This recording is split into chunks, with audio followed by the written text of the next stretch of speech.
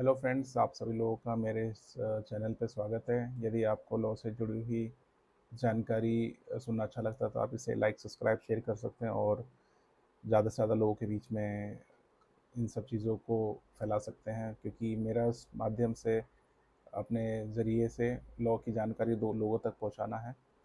तो आप इसे सब्सक्राइब, लाइक कर सकते हैं। आज मैं आपको बताऊंगा व्हाट इज़ द स्वतंत्रता दिवस, यानी कि 15 अगस्त जो हम मनाते हैं उसका क्या मतलब है, मीनिंग है, और इसकी जो टाइम है वो मैं आपको बताना चाहता हूँ, यानी एक्सप्लेन करना चाहता हूँ मैं आपको।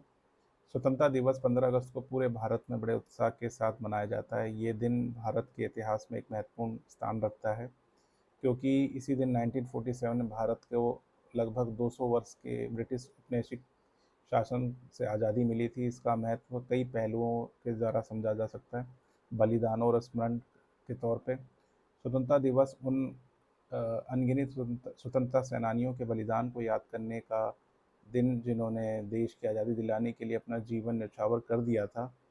फॉर एग्ज़ाम्पल जैसे कि भगत सिंह, महात्मा गांधी जी, सरदार वल्लभ भाई पटेल, जवाहरलाल नेहरू, सुभाष चंद्र बोस और अन्य कई और वीर सपूतों के संघर्ष का त्याग को याद दिलाता है।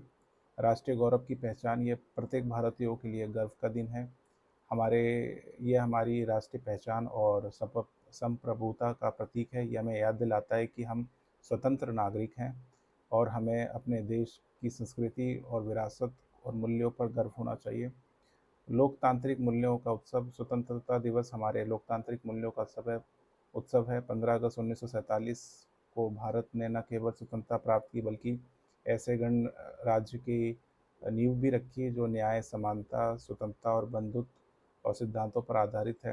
ये दिन हमें अपने संविधान और लोकतांत्रिक अधिकारों को महत्व को समझने का अवसर प्रदान करता है। एकता और अखंडता का प्रतीक है। यह दिन देश की एकता और अखंडता का प्रतीक होता है। विभिन्न धर्मों, भाषाओं, संस्कृतियों के लोग एक साथ आकर इस दिन को मनाते हैं, और जो भारत की विविधता में एकता को दर्शाता है। जिम्मेदारियां का एहसास कराता है। स्वतंत्रता के केवल अधिकार नहीं, बल्कि एक जिम्मेदारी भी है। स्वतंत्रता दिवस हमें याद दिलाता है कि हमें देश के प्रति अपने कर्तव्यों और जिम्मेदारियों को निभाना चाहिए। हमें देश की प्रगति, विकास के लिए समर्पित रहने और समक्ष आने वाली चुनौतियों का सामना करने के लिए संकल्प लेना चाहिए।